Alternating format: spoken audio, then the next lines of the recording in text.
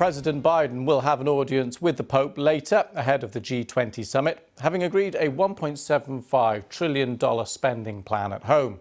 But hopes of a quick vote on the reforms have been dashed, as some Democrats have called for more assurances on issues such as healthcare. Our North America correspondent, Peter Bowes, reports. Mr. President, do you have a deal? The political stakes are high for Joe Biden. Another trip to Capitol Hill to urge fellow Democrats to get behind the ambitious spending bill once and for all. Laying it on the line at a meeting behind closed doors, Mr. Biden said future House and Senate majorities and his own presidency would be determined by what happens to this bill. He emerged to say it was all but sorted.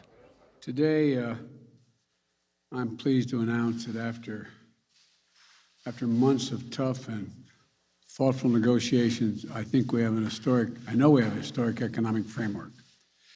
Hesitant, perhaps, because the deal isn't signed and sealed yet.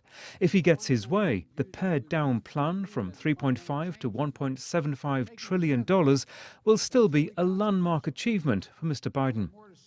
It's a framework that will create millions of jobs, grow the economy, invest in our nation and our people, turn the climate crisis into an opportunity and put us on a path not only to compete, but to win the economic competition for the 21st century against China and every other major country in the world.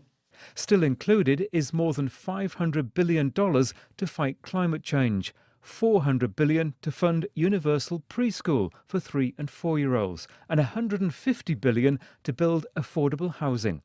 But out goes paid family leave, free community college, and a plan to lower prescription drug prices.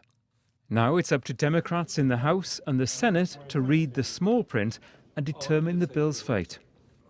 It is probably the most consequential bill since the 1960s in terms of protecting the needs of working families, our children, the elderly, the sick and the poor. It is a major, major step forward.